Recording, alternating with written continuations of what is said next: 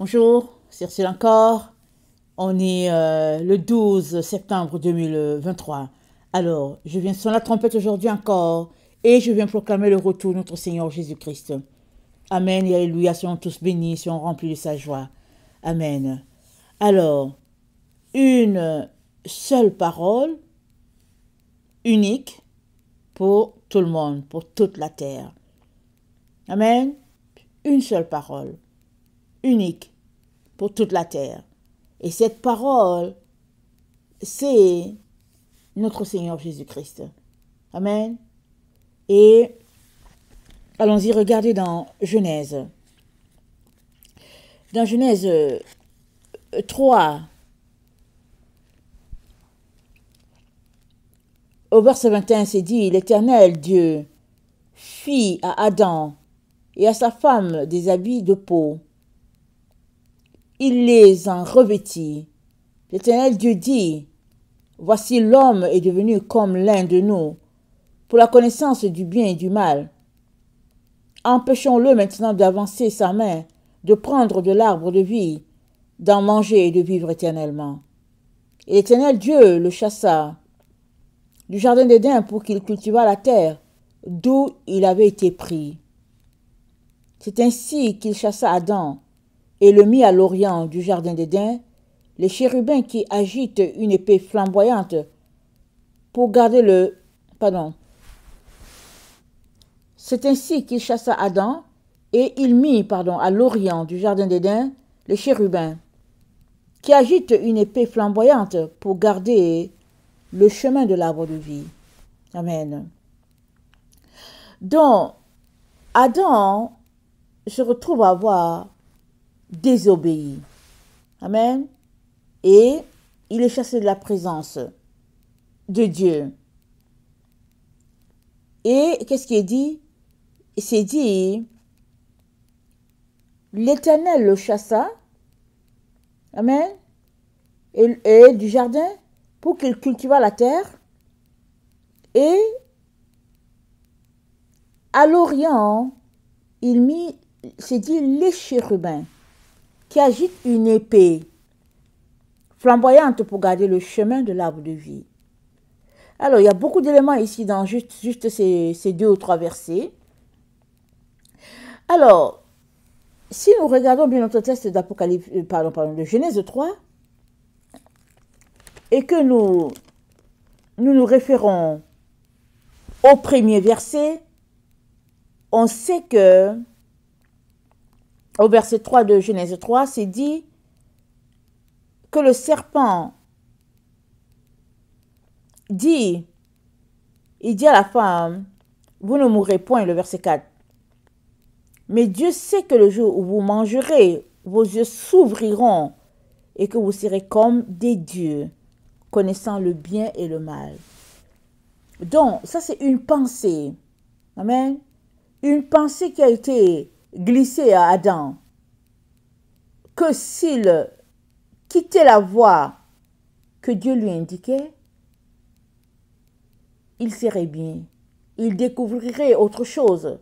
Au lieu d'être uniquement sur le chemin de vérité et de lumière, il découvrirait aussi le chemin des ténèbres.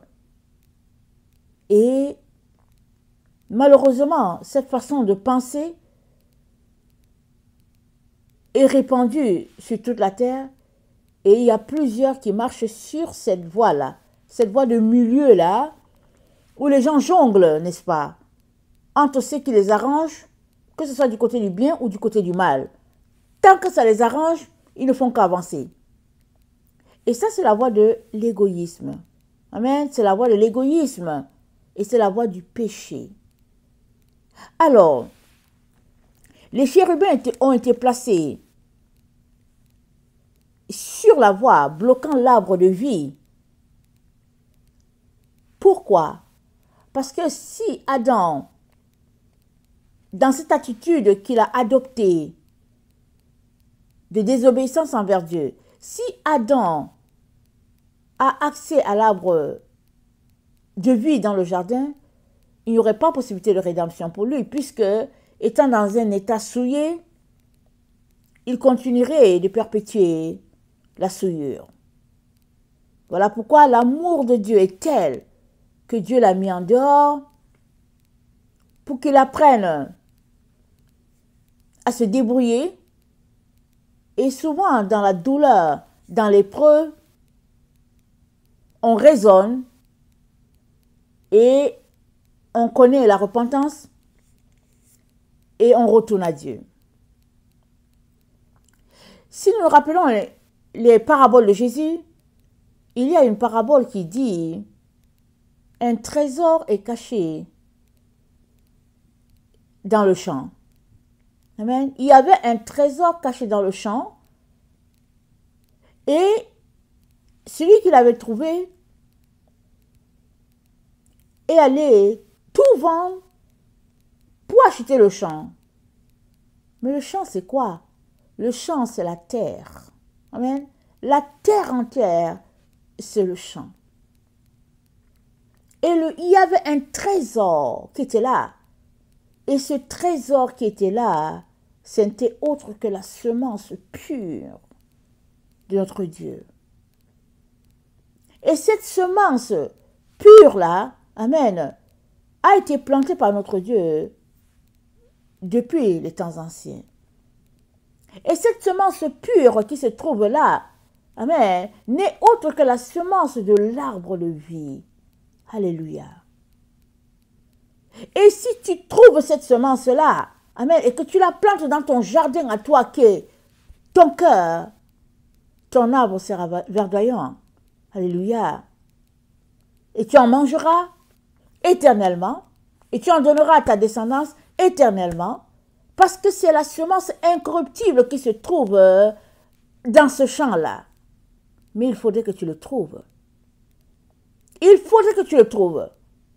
Et les deux chérubins étaient là dans le jardin, comme des envoyés de Dieu, pour prendre soin de cela, mais surtout pour s'assurer que l'ennemi ne va pas venir souiller, corrompre ce que Dieu a établi dès l'origine. Alors c'est dit qu'ils agitaient la flamme, ils agitaient l'épée flamboyante pour garder le chemin de l'arbre de vie. Mais l'épée, c'est quoi? L'épée, c'est la parole de Dieu. C'est le shin. Amen, on a déjà vu ça. La 21e lettre de l'alphabet, c'est ça, le shin. L'épée flamboyante. Mais l'épée, c'est quoi? C'est la lumière. Amen, c'est la lumière. C'est notre Seigneur Jésus-Christ. Mais en ce temps, il n'était pas encore révélé. Il est la parole révélée, mais en ce temps, il était juste sous forme de flamme. Et une fois révélé, il s'est manifesté en être humain. Et si nous nous rappelons bien, dans Zacharie, c'est dit, ce sont les hommes qui seront des signes. Quand tu vois une personne, amen, qui est en train de marcher selon Dieu, tu ne sais pas qui la personne est. Est-elle un prophète? Est-elle un enseignant? Est-elle un ange? Tu ne sais pas. Il n'y a que Dieu qui peut te révéler pour dire, hey, tu as devant toi un ange. Évidemment, on sait que les anges, c'est difficile de les voir comme ça à l'œil nu, mais quand Dieu les envoie, on les voit. Donc, l'épée flamboyante là, que les chérubins agitaient, c'était autre que la parole de Dieu. Et Dieu ne se contredit pas. Quand il est venu se révéler à Moïse et qu'il a voulu éduquer le peuple, il a montré le tabernacle à Moïse. Il a dit, tu vas le bâtir comme ça exactement. Et qu'est-ce qu'il a dit d'autre à Moïse? Il a parlé à Moïse de l'arche qu'elle est demeurée dans le tabernacle. Et cette arche n'était autre que notre Seigneur Jésus-Christ, amen, à l'intérieur. Et la boîte, c'était la personne qui allait le porter. Amen. Et tout le système qui était là, ça représentait notre Père. Et dans Exode 25, voilà ce qui est dit. Quand Dieu a donné les consignes à Moïse, il lui a dit ceci. Exode 25. Il dit, au verset 10, « Ils feront une arche de bois d'acacia, sa longueur sera de 2 coudées, et demi sa largeur d'une coudée, et demi et sa hauteur d'une coudée, et demi. Tu la couvriras d'or pur, tu la couvriras en dedans et en dehors, et tu y feras une bordure d'or tout autour. Tu fondras pour elle 4 anneaux d'or, et tu les mettras à ses 4 coins, 2 anneaux d'un côté et 2 anneaux de l'autre côté. Tu feras des barres de bois d'acacia, tu les couvriras d'or. Tu passeras les barres dans les anneaux sur les côtés de l'arche pour qu'elles servent à porter l'arche. Les barres resteront dans les anneaux de l'arche et n'en seront point retirées. Tu mettras dans l'arche le témoignage que je te montrerai. Tu feras un propitiatoire d'or pur. Sa longueur sera de 2 coudées et demi, sa largeur d'une coudée et demie. Tu feras 2 chérubins d'or. Tu les feras d'or battu aux 2 extrémités du propitiatoire. Fais un chérubin à l'une des extrémités et un chérubin à l'autre extrémité. Vous ferez les chérubins sortant du propitiatoire à ces 2 extrémités. Les chérubins étendront les ailes par-dessus, couvrant les 2 ailes du propitiatoire et se faisant face l'un à l'autre. Les chérubins auront la face tournée vers le propitiatoire. Tu mettras le propitiatoire sur l'arche et tu mettras dans l'arche le témoignage que je te montrerai. C'est là que je me rencontrerai avec toi du haut du propitiatoire, entre les 2 chérubins placés sur l'arche du témoignage. Je te donnerai tous mes ordres pour les enfants d'Israël. Amen. Donc, il y avait un endroit dans l'arche où Dieu rencontrait Moïse. C'était là où il y avait l'arche. Pardon, il y avait un endroit dans le tabernacle où Dieu rencontrait Moïse. C'était là où il y avait l'arche. Et là où il y avait l'arche, il y avait les 2 chérubins qui étaient toujours là. Ils étaient présents. Ils étaient témoins. Ce qui va avec la parole de Dieu qui dit, sur la base de 2 témoins, une histoire sera vraie. Donc chaque fois que Dieu parlait avec Moïse, les 2 chérubins étaient là. Mais qu'est-ce que cette image nous envoie? Ça nous renvoie au jardin d'Éden. Parce que la flamme qui s'agitait, amen, c'est la parole de Dieu. Et Dieu parlait à Moïse entre les 2 chérubins. Là où il y avait l'arbre de vie. Amen. Donc, cette scène de Dieu parlant avec Moïse, là où il y a l'arche de l'alliance, c'est la représentation de ce qui était dans le jardin d'Éden, à l'endroit où les chérubins ont été placés. Et comme on l'a dit tantôt, l'épée flamboyante, c'est la parole de Dieu. Donc chaque fois que Dieu parlait à Moïse, c'était l'épée flamboyante dans le jardin d'Éden qui s'étincelait. Et l'instruction était donnée et le peuple devait l'appliquer parce qu'il y avait 2 témoins qui étaient là, qui avaient approuvé, qui avaient confirmé et qui avaient su ce qui s'était passé entre Dieu et son serviteur. Ça n'a pas changé jusqu'à aujourd'hui. Il n'y a pas une épée flamboyante pour les gens qui sont à l'ouest, une autre pour les gens qui sont à l'est, une autre pour les gens qui sont au nord, au sud. Non, c'est la seule épée là. Flamboyante là, c'est la seule là qui est là. La même. Et c'est cette épée là qui est devenue chère. Et elle a habité parmi nous, pleine de grâce et de vérité. Et j'en dis d'elle, je veux dire de l'épée, j'en dis, attendez,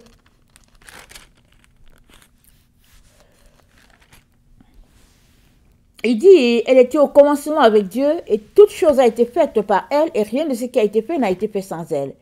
En elle était la vie et la vie était la lumière des hommes. La lumière, lui, dans les ténèbres et les ténèbres ne l'ont point reçue. La lumière, lui, dont l'épée, lui. Amen. Là, dans le jardin, l'épée, lui. Mais le jardin, il est où? Le jardin, il est dans ton cœur. Le jardin est dans le cœur de chaque personne. Mais si tu ne marches pas, selon Dieu, si tu ne le cherches pas, tu n'en connaîtras pas le chemin. Et puis si tu le cherches de la mauvaise manière, tu ne connaîtras pas le chemin non plus. Si tu appliques une parole qui est différente de celle-là que Dieu a pour toute l'humanité, parce que la parole que nous avons sur la terre, c'est la même parole qui est au ciel. Mais si la parole que tu as est différente, tu ne trouveras pas le chemin du jardin non plus. Tu as besoin de marcher selon les commandements de Dieu, d'obéir, de les mettre en pratique pour que tu puisses trouver le chemin qui mène au jardin d'Éden. Parce que dans le jardin d'Éden, c'est là que se trouve l'arbre de vie que si les gens mangent, ils vont vivre éternellement. Éternellement. Et cette épée-là, ce n'est autre que la loi de Dieu. Et dans Jean 1, le verset 17, c'est dit, « Car la loi a été donnée par Moïse, la grâce et la vérité sont venues par Jésus-Christ. » La loi, c'est la lumière des hommes. C'est elle qui éclaire tout homme et qui nous donne de connecter à Dieu, de lui obéir et de mettre en pratique ce qu'il dit, afin que nos jours soient heureux sur la terre. Alors, quand on regarde la vie sur la terre, ou bien dans le milieu des enfants de Dieu, on se rend compte qu'il y a beaucoup de paroles. Amen. C'est divisé par-ci, par-là. Mais notre lecture nous donne de comprendre qu'il y a une seule épée. Amen. Cette épée à double tranchant qui est la parole de Dieu. D'un côté, elle juge et puis de l'autre côté, il y a l'enseignement. C'est ça la parole de Dieu. Et toi et moi n'avons pas une autre parole. C'est la même. Qu'elle soit prêchée au Japon, qu'elle soit enseignée aux Bermudes, qu'elle soit au Bénin, c'est la même parole. On ne peut pas dire, ok, nous autres là, nous sommes ici au Bénin, nous on va faire notre parole comme ça. Et les autres disent, oh non, nous on est au Cameroun, nous on voit que c'est plutôt comme ça. Et l'autre disent, oh mais non, ici en France, ce sera comme ça. Ça ne marche pas. Et la seule manière pour nous d'avoir l'esprit de la parole, c'est d'être connecté au Saint-Esprit. Parce que c'est lui qui enseigne la même parole à tout un chacun avec le même esprit, de telle sorte que on n'est pas disparate.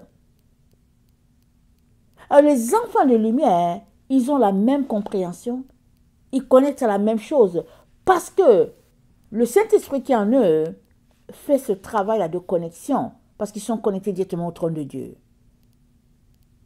Ils sont connectés directement au cœur de Dieu. Tout un chacun qui marche dans la vérité est connecté au cœur de Dieu. Maintenant,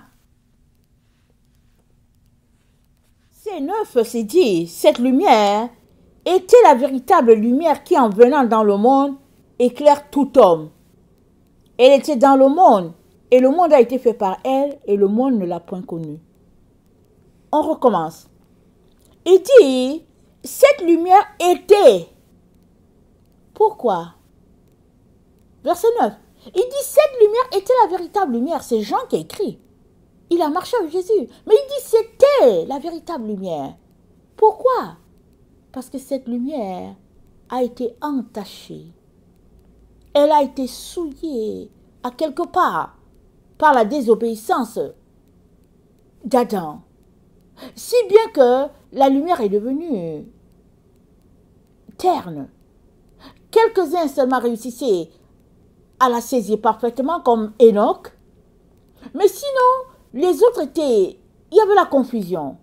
Et même dans notre temps, amen, si on parle dans notre temps, ça nous a pris le temps, n'est-ce pas, dans cette chaîne, pour nous rendre compte qu'il n'y avait pas d'enlèvement. Pourquoi?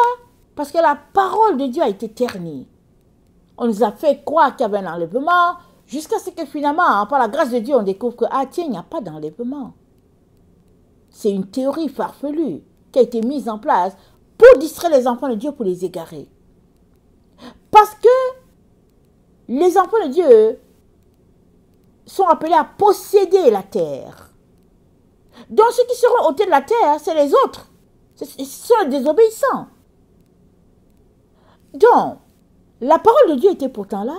On la lisait, mais il y avait toujours une chose qui faisait qu'on ne comprenait pas. Alors on comprend que Jean dit était la véritable lumière qui venait dans le monde éclaire tout homme. C'est pour cela que cette lumière-là était là.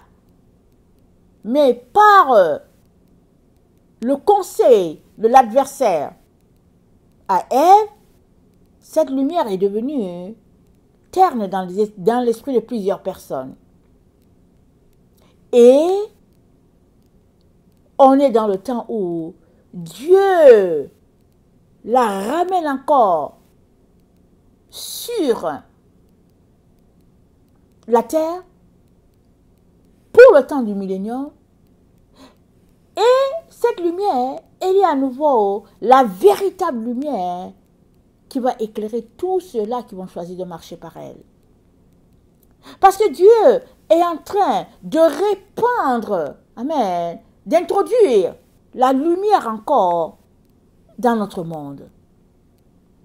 Parce qu'on est dans le temps où la semence d'Adam doit être récoltée. Apocalypse 14, à partir du verset 14. La semence d'Adam doit être récoltée. On est dans ce temps-là, pleinement. Mais toi, à quoi crois-tu? Crois-tu à la parole de ta dénomination? Crois-tu à la parole sur laquelle il y aura un enlèvement? À quoi crois-tu? Parce qu'il est temps que tu t'alignes parfaitement à l'épée flamboyante qui est le Chine. Et le Chine, c'est notre Seigneur Jésus-Christ. C'est lui la flamme qui brûle dans nos cœurs, qui éclaire. Le Chine, donc, qui est la parole parlée de Dieu, amen, n'est autre que notre Seigneur Jésus-Christ. Mais ce Chine-là, cette épée flamboyante-là, qui était placée dans le jardin d'Éden, était une épée pure. Mais à cause de l'opposition venant d'Adam, du serpent qui a envoyé la confusion, cette épée, elle a été assombrie dans l'esprit de l'être humain. Si bien que les humains ne voyaient plus les choses comme Dieu le voyait. Et alors, la race humaine s'est pervertie. On sait que, quelque temps après, Caïn a tué son frère Abel.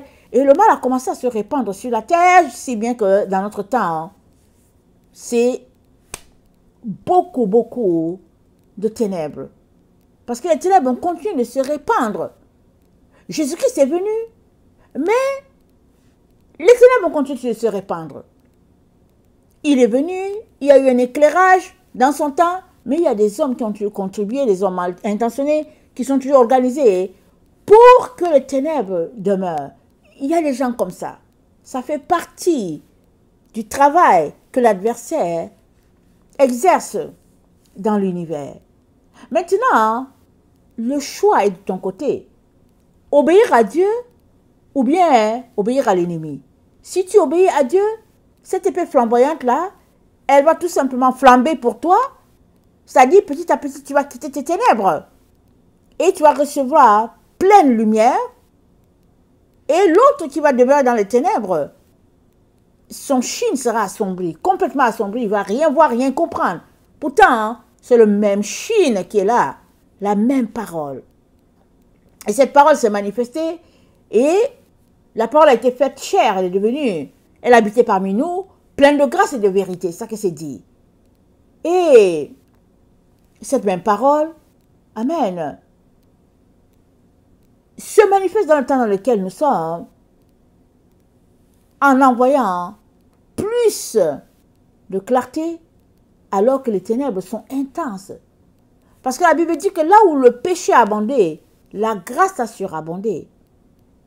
Mais c'est toi, par une vie de repentance, de renoncement à ta volonté, c'est-à-dire les choses de la chair, c'est toi qui va amener ce Chine-là à toi en pleine lumière. Mais si tu marches sur la voie, si ton cœur est porté vers le mal, cette parole-là, quand elle viendra à toi dans ton esprit, elle sera assombrie. Parce qu'à ton esprit, c'est les ténèbres qui sont dominants. Alors la seule manière pour toi d'avoir pleine lumière, c'est que tu prennes le temps devant le Seigneur, que tu entretiennes ta relation avec le Seigneur, et pendant que tu lis ta parole, Dieu va t'aider à changer tes pensées, si bien que tu vas penser comme Dieu pense. Parce que le pattern dans tes pensées vont changer. Vous savez, les pensées, c'est comme des sillons qui sont là, qui sont tout tracés. On fait toujours les mêmes choses. Parce qu'on n'a pas été régénéré. Mais pour ne plus faire les mêmes choses, on a besoin de demander pardon. Amen. Et travailler à ne plus le faire les mêmes choses. Et la même parole de Dieu va nous régénérer. Parce que la parole de Dieu, c'est de l'eau. Amen. Qui nous lave, qui nous purifie. Alors, il y a des gens qui, malgré le fait que la parole est là, régénérée et disponible, pour éclairer, il y a des gens qui ne veulent pas changer. Ils gardent leur position, ils ne veulent pas changer. Nous avons un exemple dans Matthieu 22, et c'est l'exemple du roi qui organisait les noces pour son fils. Jésus, prenant la parole, leur dit à nouveau, Matthieu 22, le royaume des cieux est semblable à un roi qui fit les noces pour son fils. Il envoya ses serviteurs appeler ceux qui étaient invités aux noces, mais ils ne voulurent pas venir. Il envoya encore d'autres serviteurs en disant, dites aux conviés, voici j'ai préparé mon festin, mes bœufs, mes bêtes grasses sont tuées, tout est prêt, venez aux noces. Mais sans s'inquiéter de l'invitation, ils s'en allèrent, celui-ci à son champ, celui-là à son trafic. Et les autres se saisirent des serviteurs, les outragèrent, les tuèrent. Le roi fut irrité, il envoya ses troupes, fit périr les meurtriers et brûla leur ville. Alors il dit à ses serviteurs, les noces sont prêtes, mais les conviés n'en étaient pas dignes. Allez donc dans les carrefours et appelez aux noces tous ceux que vous trouverez. Ses serviteurs allèrent dans les chemins, rassemblèrent tous ceux qu'ils trouvèrent, méchants et bons, et la salle de noces fut pleine de convives. Le roi entra pour voir ce qui était à table. Il aperçut là un homme qui n'avait pas revêtu son habit de noces. Il lui dit, mon ami, comment es-tu entré ici sans avoir un habit de noces? Cet homme eut la bouche fermée. Alors le roi dit au serviteur, liez-lui les pieds et les mains et jetez-le dans les ténèbres du dehors, où il y aura des pleurs et des grincements des dents. Car il y a beaucoup d'appelés, mais peu d'élus. Alors, on l'a déjà dit plusieurs fois, l'élu, c'est la personne qui travaille. Amen. Travaille pour être agréable à Dieu. Dieu appelle tout le monde et est élu celui qui travaille. D'arrache-pied pour s'aligner avec la pensée de la parole. Et la parole, comme déjà dit, c'est le Shin, c'est-à-dire Yahshua. Un feu dévorant. Amen. Jugement d'un côté, et puis enseignement de l'autre, parce que c'est une épée. Elle a double face. Maintenant, en tant que son enfant, tu es appelé à comprendre la parole selon la pensée de Dieu. pas selon ta pensée, pas selon ta volonté que tu exerces pour opposer Dieu. Non, tu es appelé à mettre cette parole en pratique selon ce que Dieu a établi. Pour cela, tu n'as pas d'autre choix que d'étudier la parole, de te consacrer à cela pour découvrir qu'est-ce que Dieu a dit, qu'est-ce qu'il n'a pas dit, de rejeter toutes ces choses qui ne sont pas de Dieu, d'embrasser ce que Dieu a dit, si bien que la parole de Dieu, qui est en même temps la lumière, puisse t'éclairer pleinement et que tu reçoives pleinement de cette parole. Mais ici, il y a une personne qui n'a pas voulu changer sa conception. Parce qu'elle a été invitée, elle se retrouvait comme tout le monde, mais son vêtement n'était pas propice. Le vêtement qui le couvrait avait un problème. Il était entaché. Il n'était pas propre selon ce que Dieu a prévu, selon ce que Dieu a établi. Son habit était un habit, oui, mais ce n'était pas un habit de noces. L'habit que Dieu a pourvu pour tout le monde, ce n'était pas ça que lui, il avait. Et il a été jeté dehors. Et il a perdu tout simplement. Tout ce qui avait été préparé pour lui a été perdu. Ça a volé en éclats. Parce que sa conception du Chine était tout simplement différente. Soit parce qu'il a exercé sa volonté pour autre chose, soit parce qu'il a opposé ce que Dieu est en train de faire. On ne sait pas les raisons. Mais toujours est-il qu'il n'était pas conforme à ce que Dieu a établi. Et il a été jeté carrément à l'extérieur de la salle. Ça ressemble un peu à l'histoire des 10 vierges où les saints, l'accès ne leur a pas été permis. Celui-là, il était à l'intérieur, mais il a été jeté à l'extérieur. Parce qu'il ne faisait pas du tout le poids devant tous les autres qui étaient là. Alors, mais qu'est-ce qui s'est passé pour lui? On ne sait pas exactement, parce qu'il n'y a que Dieu qui peut nous révéler le cas de Matthieu 22.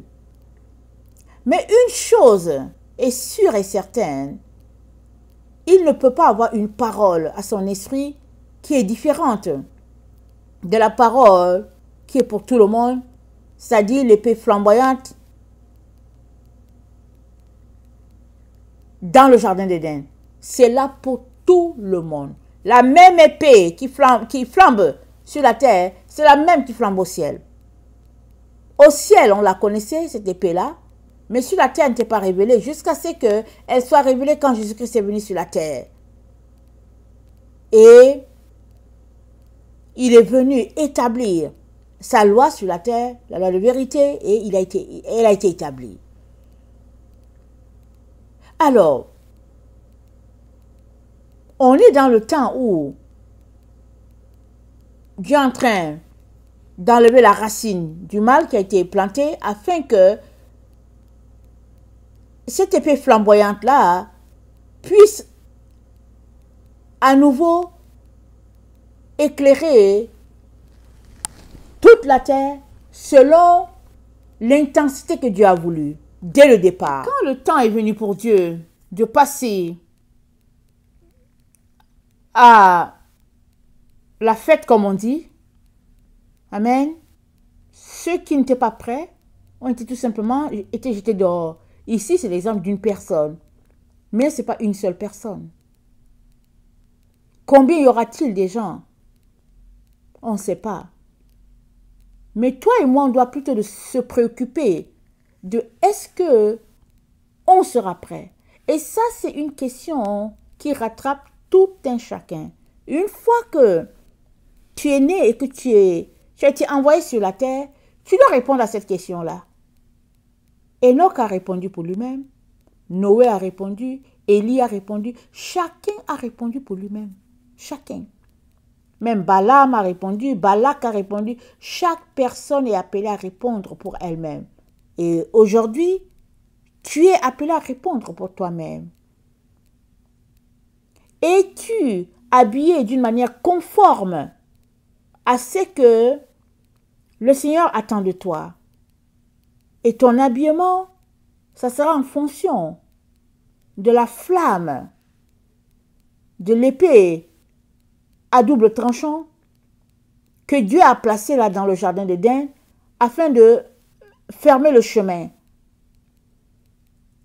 à tous ceux-là qui ne marchent pas selon la vérité de la parole telle que dite par Dieu.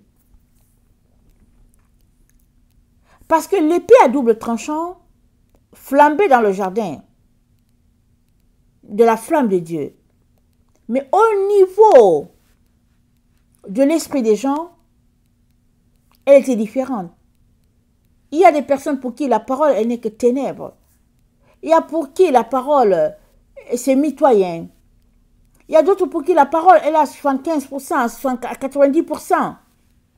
Mais la parole dans le jardin d'Éden, elle flambe de la teneur de Dieu, de l'intensité du feu de Dieu à 100%. Et Dieu s'attend à ce que, à chaque niveau, nous puissions recevoir cette parole pleinement, à 100%, dans son entièreté. Toi, où en es-tu? Parce que la parole n'a jamais changé. C'est cette parole-là que Dieu parlait à Moïse, en présence des deux chérubins qui servaient de témoins, ou bien qui servent de témoins. C'est la même chose encore aujourd'hui. Parce que dans 1 Jean 5, le verset 7 se dit, car il y a trois qui rendent témoignage, l'esprit, l'eau et le sang, et les trois sont en accord. Il y a toujours au moins deux que Dieu place comme témoins. Et dans le cas, par exemple, d'Adam et Ève, il a placé les deux chérubins et la parole de Dieu qui était le troisième témoin. Aujourd'hui, c'est pareil. Le témoignage, c'est pas ça qui va manquer à Dieu, de dire, il y a eu tel témoin à tel endroit, il y a eu tel témoin à tel endroit. Mais toi, avec qui es-tu en accord alors que Dieu te parle? T'accordes-tu avec la pleine parole de Dieu, l'épée à double tranchant? Ou bien t'accordes-tu avec la voix de l'adversaire, qui est l'arbre de la connaissance du bien et du mal? Où te trouves-tu? Il est très important que tu règles ce problème-là. Parce que seuls ceux-là qui vont s'accorder avec la véritable parole, la flamme, le chine, seuls ceux-là vont se retrouver à passer l'éternité avec Dieu. Et le millénium sera leur part, la part que Dieu a pour eux, parce qu'il a préparé cette part-là pour tous ceux-là qu'il aime. Il est donc très important qu'on puisse sortir des différentes voies, des folies qui sont sur les différents chemins et embrasser pleinement ce que Dieu a pour chacun. Parce que c'est chacun qui se tiendra devant son Dieu pour répondre de ses faits et gestes. Et il ne faudrait pas que tu puisses être écarté à cause de tes pensées ou à cause d'un comportement vraiment négligé. Il est important qu'à ce moment précis de ta vie, que tu puisses décider pleinement. Que le Seigneur bénisse sa parole. Maranatha, Jésus revient. Amen et alléluia. Soyons tous bénis. Amen.